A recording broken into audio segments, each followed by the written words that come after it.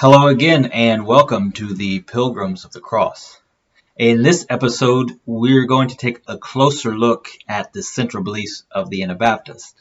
I think this is necessary since, as I said previously, we're going to be using these beliefs that are also my own beliefs as the framework for putting this whole project together. The Anabaptists had a certain perspective of things. It's a very simple perspective that allows us to make sense of things like we've discussed already. It has this extremely powerful sort of utility. So we're really going to be taking a closer look at these principles and try to lay out a little more clearly what I mean and what the framework that I'm using actually is.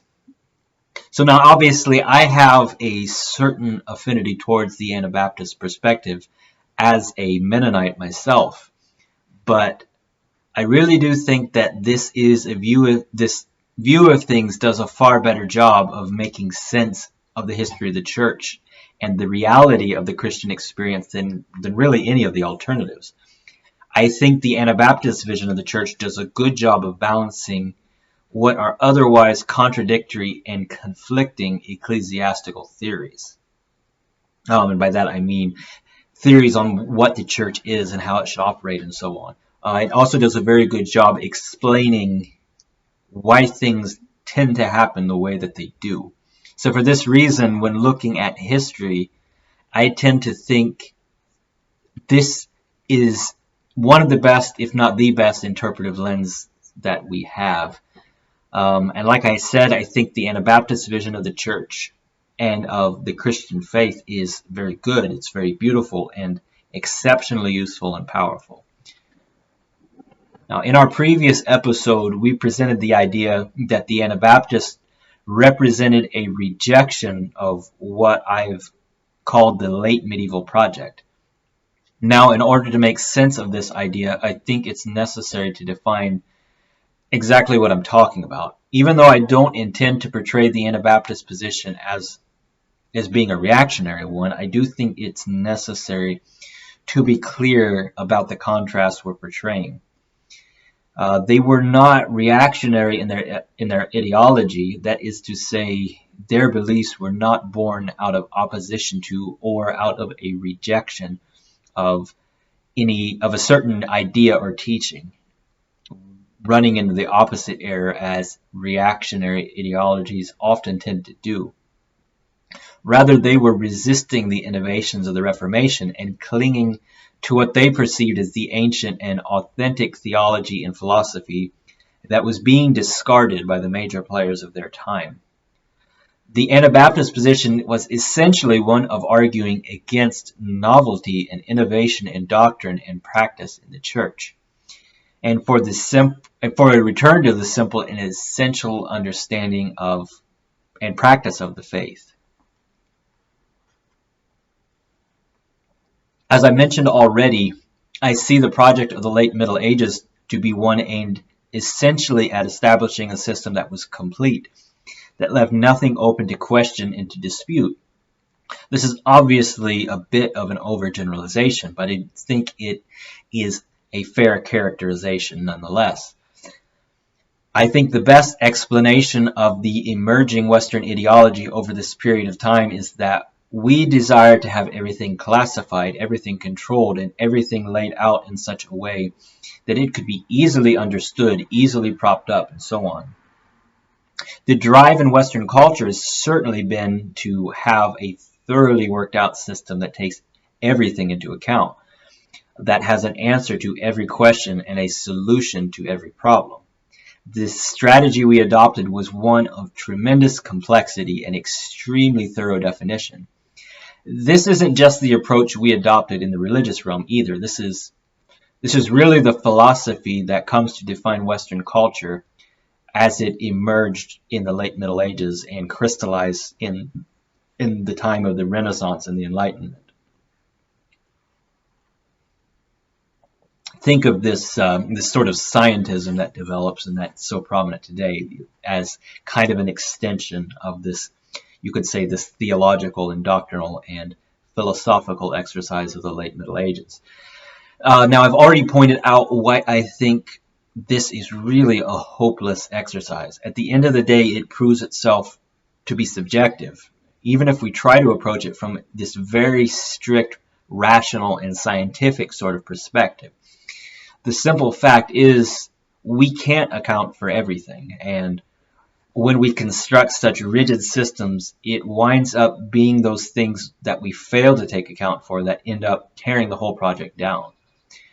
This is basically the story of the tyrant. Generally speaking, it seems tyrants, or at least tyrannical ideologies, arise with the best of intentions to create a world where nothing at all is overlooked, nothing slips through the cracks, every threat and danger is addressed and accounted for, everybody's taken care of, and so on and so forth.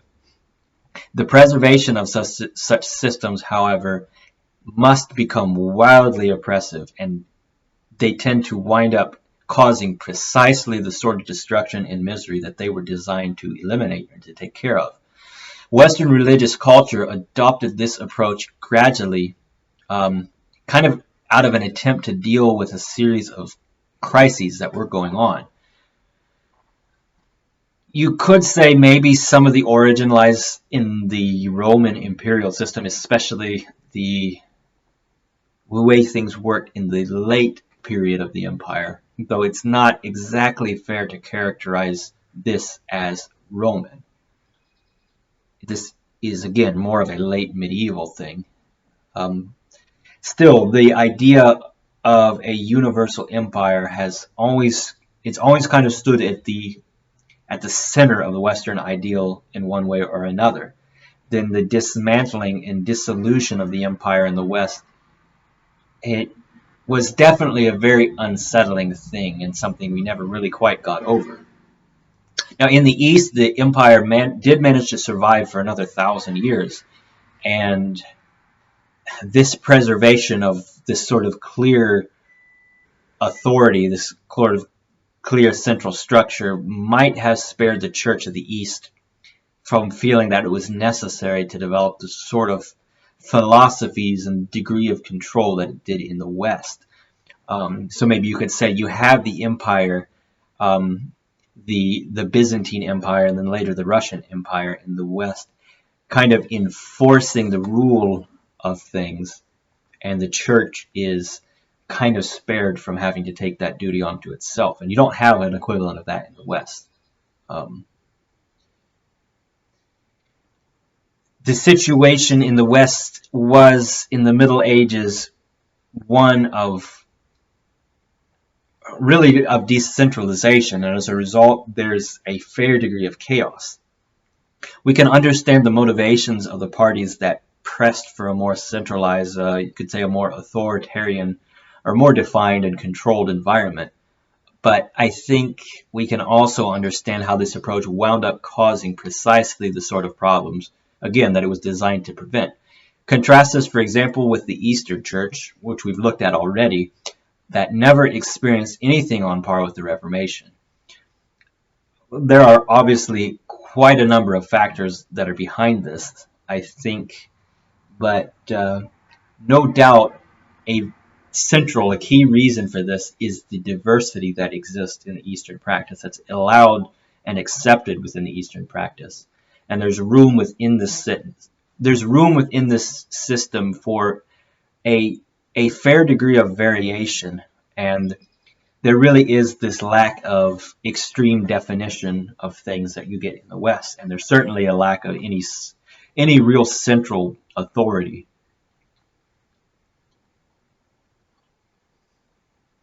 Now, there certainly was a system of authoritarian tyranny rising to the surface of church polity in the centuries before the Reformation.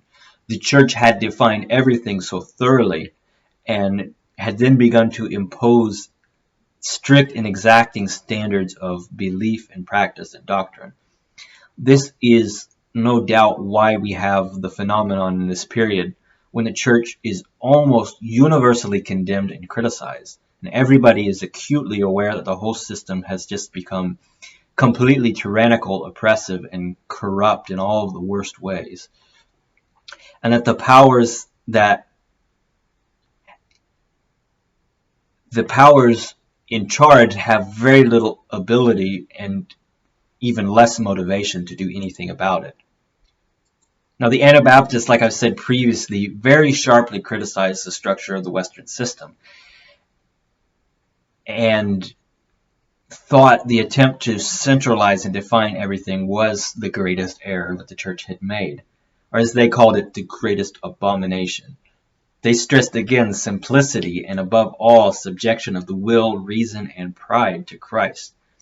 This meant to them an emptying and abandoning of reason and logic as a means of attaining spiritual understanding.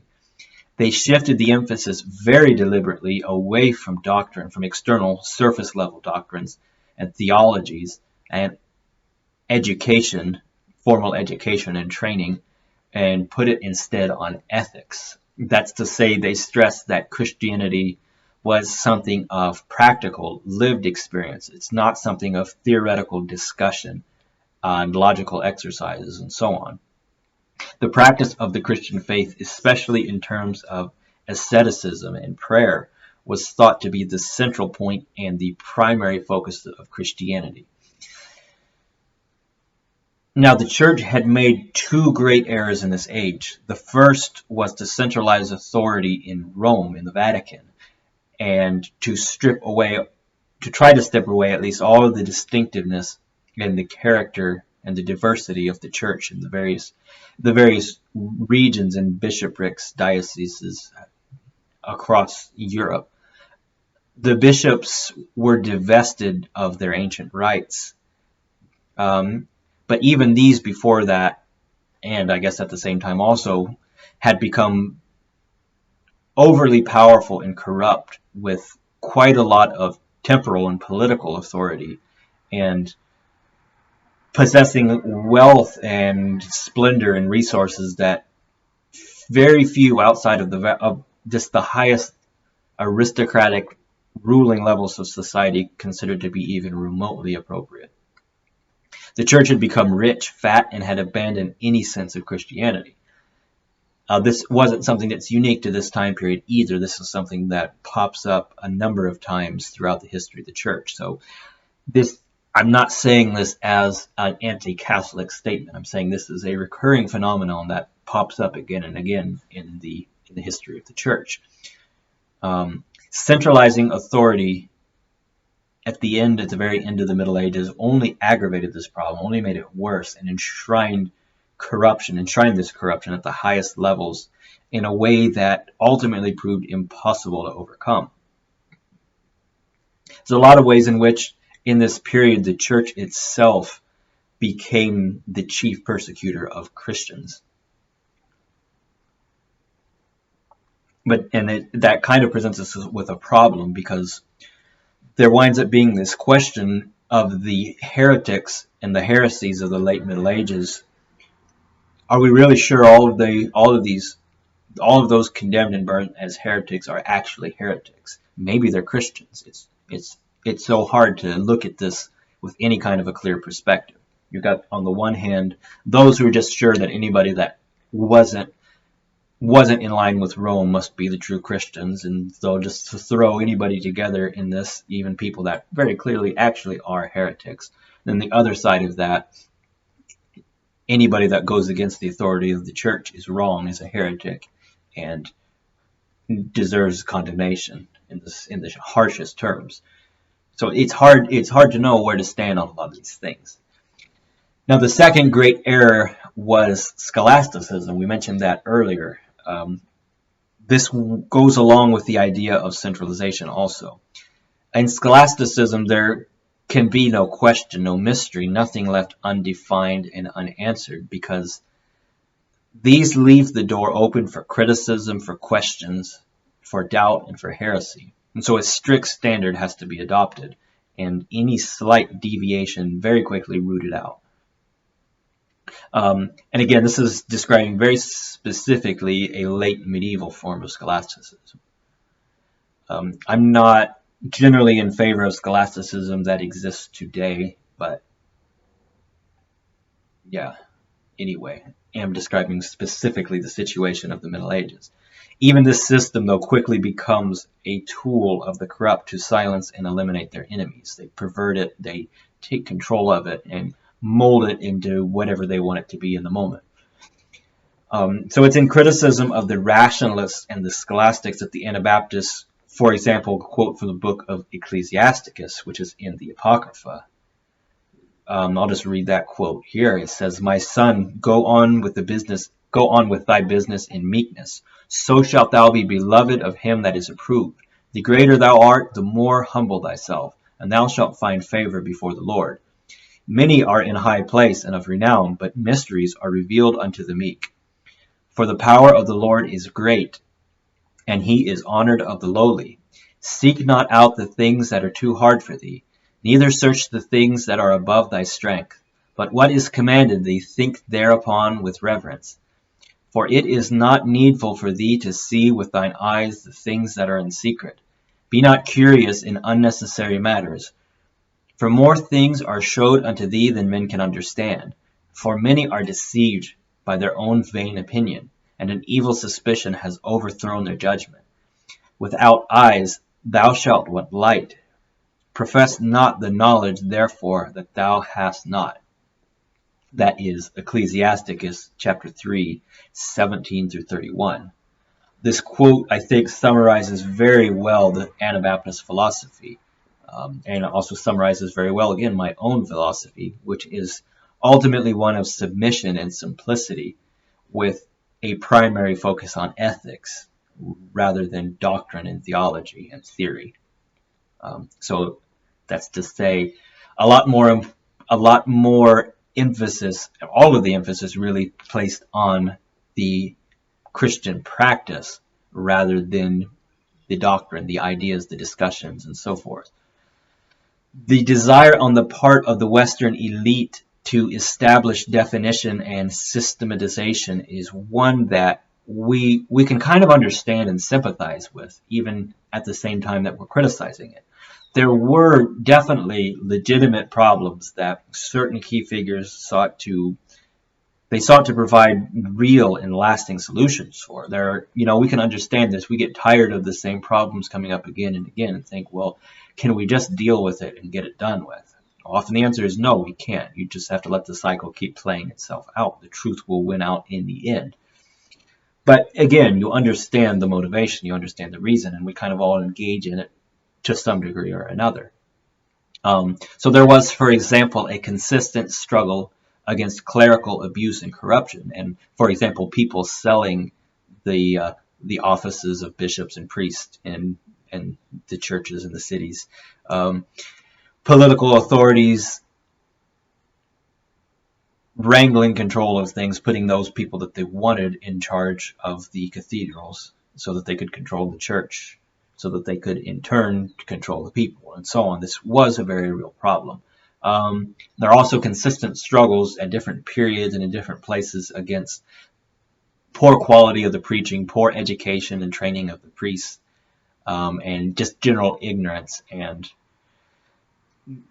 I would say, a lack of commitment to Christianity. And also superstition, like the reduction of Christianity to superstition, which is obviously a problem we still deal with today.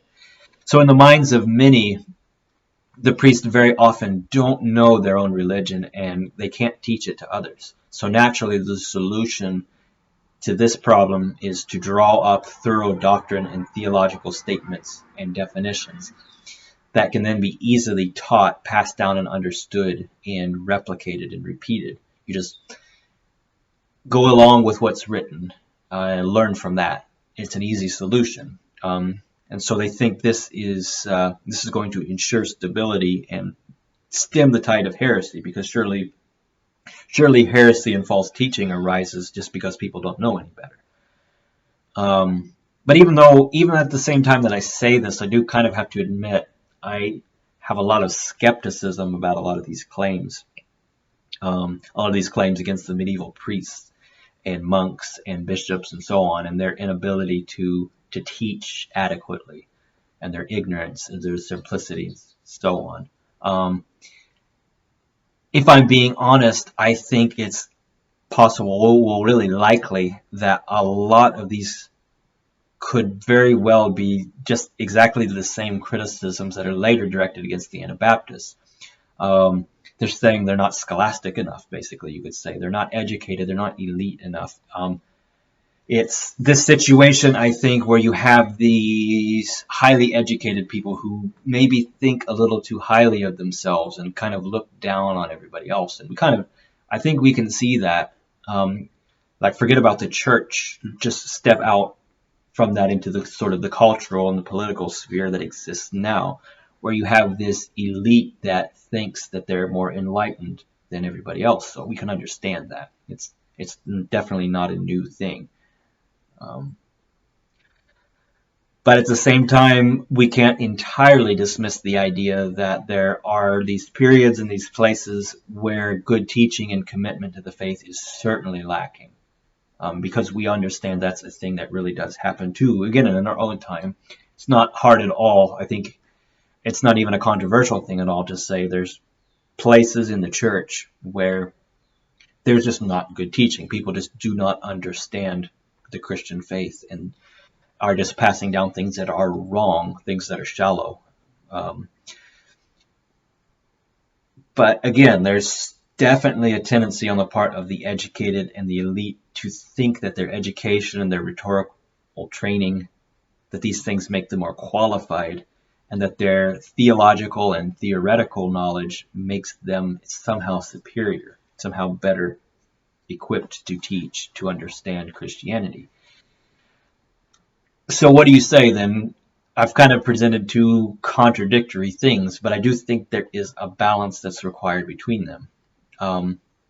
So for example, a lot of the very most important figures in Anabaptist history were themselves very highly educated, were very skilled orators, skilled theologians, and so on. There's an obvious danger to having a lack of solid teaching and training. And obviously that's part of why we're here doing what we're doing, addressing the dangers that go along with having a lack in those things. But there's also an equally dangerous problem in relying too much on these things, putting too much stock, too much faith in them, valuing them beyond what their actual value is. This, again, is where the Anabaptists and the ancient Christian philosophy, I think, does address the situation quite well. Education, intelligence, reason, and all of things, they're not bad things or things that should be thrown out and gotten rid of and avoided entirely. But they do need to be subjected to something that's higher. They need to be subjected to Christ.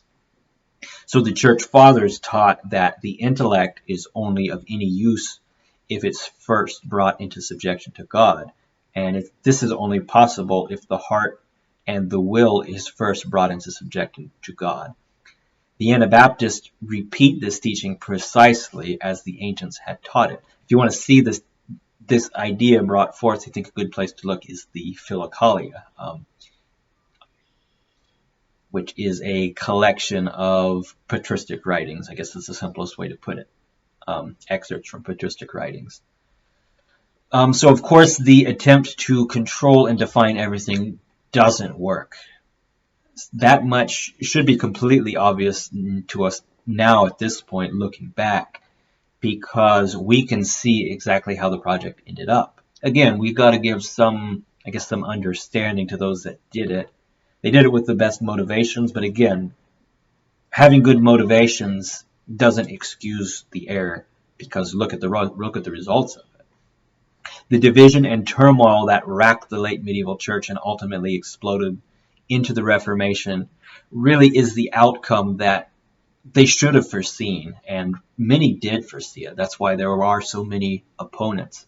Like we mentioned in the last videos, Gregory Palamas in the East, this is exactly his criticism, or it's a part of his criticism, I should say. So this is why Scholasticism is rejected in the East, or again, a large part of it, and it's a source of a lot of controversy within the church in the late Middle Ages, and this rolls over into the Reformation, comes out again with the Anabaptists. There are, in the Middle Ages, a lot of orders, monastic orders, that pop up, and even monastic orders, you could say, that are pushed outside of the church and condemned as heresies. So you have, for example, on the side of those that are accepted, you have the Franciscans. The side of those that are condemned, you have the Waldensians. They're both kind of two sides of the same coin. That is a rejection of this rational scholasticism.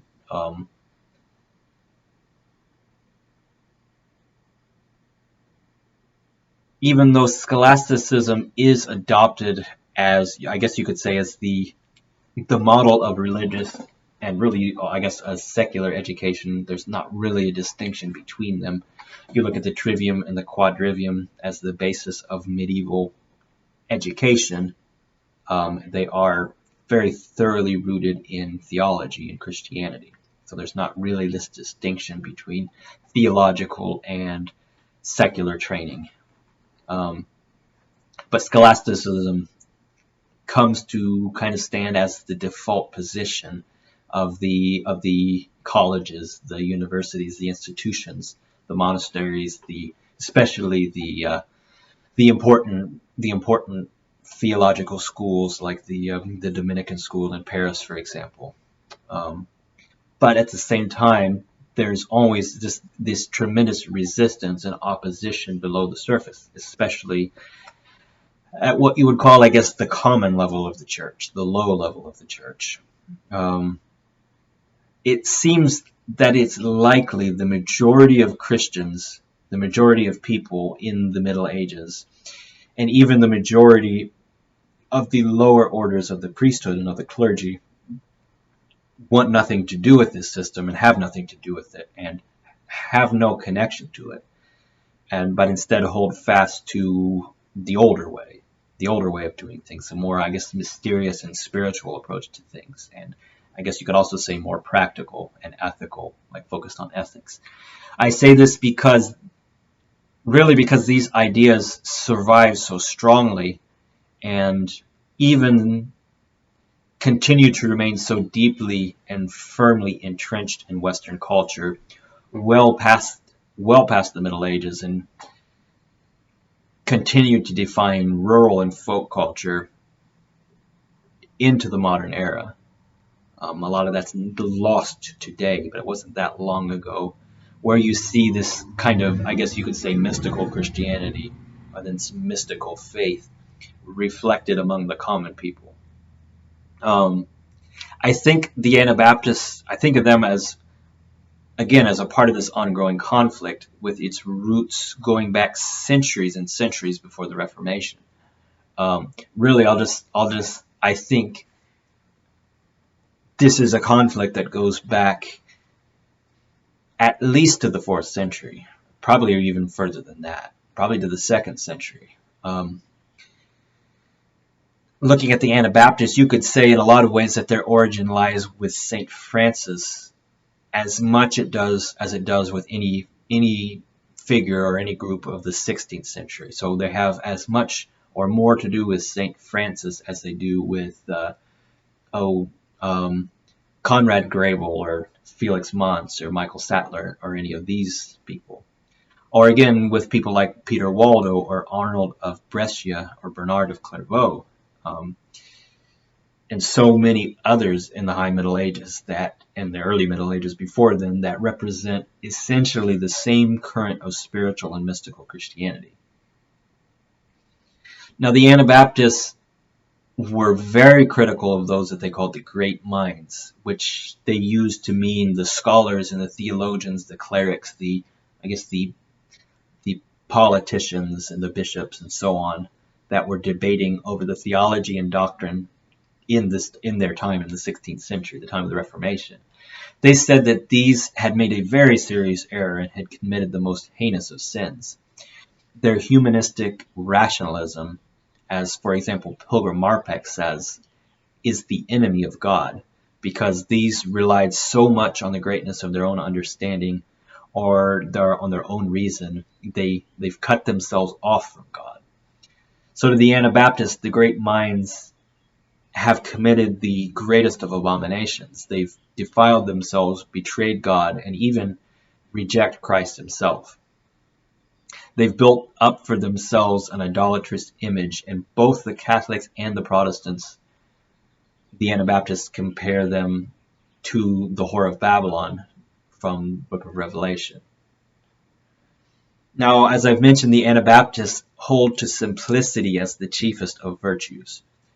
And it was the abandoning of simplicity that had caused the downfall of the church.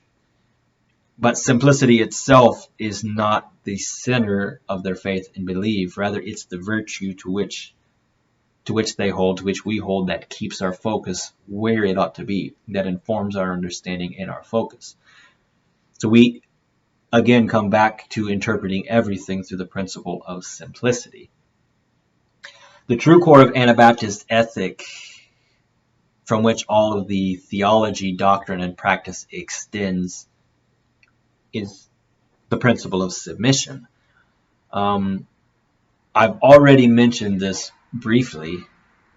As, again, Pilgrim Markbeck puts it, we must submit and subject our will, our reason, and our pride to Christ.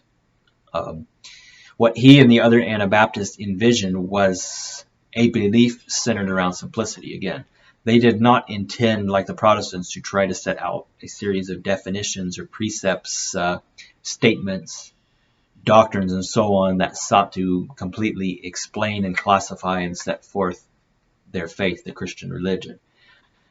They reject this. They reject the idea that such a thing is even possible.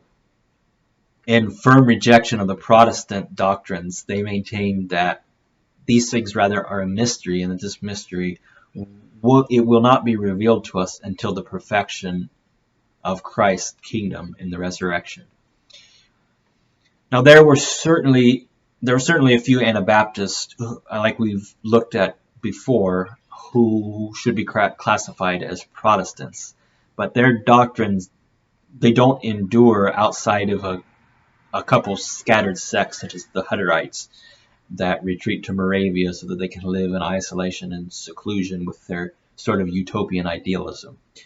But the Anabaptist movement throughout the rest of Central Europe and the Low Country abandoned virtually all of the Protestant tendencies and adopts what is more akin to, again, this early medieval or this sort of Franciscan kind of spiritualism and mysticism. I say they abandoned these things with a good deal of caution. What I actually think happened is the Anabaptists fell ultimately back into a more traditional Christianity through the discovery of these teachings and writings of the church fathers, and so abandoned the higher institutions and found themselves absorbed back into what was essentially the intact spiritual undercurrent of the church. I think it's through their influence that this undercurrent is able to cling on and establish itself and survive with a distinct identity, and so avoid, at least in these places, being absorbed into the conflict of the Reformation. They found that what they had discovered was the core of Christianity, and there were still quite a few who hold on to these beliefs and philosophies. And you kind of see this reflected in a lot of folk traditions in Switzerland, for example, as to who the Anabaptists were. So you hear things, for example, that they say, oh, they're the Waldensians that came here before the Reformation, or in other places they'll say, no, this is what we all were before the Reformation. And I think there's some truth in both of those claims. Maybe we'll look at that some other time. So these two groups, you could say, find each other, and through finding each other, they're able to endure and to survive. This is why the Anabaptist movement grows with such incredible speed. Why it expands so rapidly? Because it really didn't expand. It's more, I guess you could say, the status quo, the situation that exists in reality below the surface, exerting itself, being exposed. And this is also why it can't be stopped, because it's there, it's always been there. The core of their ideology represents something far more akin to the simple Christianity of the rural people of Europe, especially of the more remote places, backwood places, you could say. And together, by joining together, these two I guess you could say these two movements or these two groups are able to survive and endure. So it seems, for example, you'll see that where the radical Anabaptists don't unite themselves with this tradition in this way, their congregations die out within a generation or two. And it also seems that where this, I guess, what we're calling this undercurrent of medieval Christianity wasn't reinforced in this way, that it ultimately winds up being absorbed into either the Catholic or the Protestant church in the local area. This is especially true a century later, during the time of the religious wars, especially the 30 Years' War, where declaring an allegiance to one side or another becomes pretty much absolutely necessary for everybody. Okay, I think that's where we're going to end for today. Again, this is going to be a two-part video. I've taken a longer script and split it up into two parts. There will probably be quite a few of those to start off with. I had written longer scripts and then decided I'd rather try to keep them shorter, not throw so much content out there or such a long video, ask you to give me that much of your time all at once. So I'm trying to keep things around half an hour, maybe a little more, preferably a little less. Kind of in that 20-30 minute range is where we're going to aim for. But at the time that I'm recording this, I already have quite a few scripts written out, so I'm trying to split those as it works. So there's a second part again to this, so keep an eye out for that. And yeah, I guess thanks for tuning in and for watching or listening, or however you take part in our content. Again, remember to leave a like or a comment below with your thoughts. If you have suggestions, if you have something you disagree with, or maybe something that you'd like to hear me talk more about that I've mentioned, go ahead and comment that below. And don't forget to subscribe to the channel if you are not already. That helps us quite a lot. We're trying to build up this channel and this project. There'll be more coming out later about the project itself. We'll probably put up a video, or maybe more than one, about going, I guess, more in detail into that. So again, stay tuned for that. Yeah, like I said, subscribe to the channel if you haven't already, and share this video and other content with your friends, with your enemies, with your neighbors, with strangers on the street, whoever it might be. Any way you feel like supporting us is greatly appreciated. Like I've said in the previous videos, we are working on setting up a Patreon. I don't know whether or not that will be up by the time this video goes up. Subscribestar, other services like that. If you have any suggestions, again, for services that you would like to see us use, feel free to comment that below. Yeah, and just support us with comments, with sharing, and if you feel like contributing in any other way to the Pilgrims of the Cross, we would very much appreciate that. Thanks again, and until next time, this has been the Pilgrims of the Cross.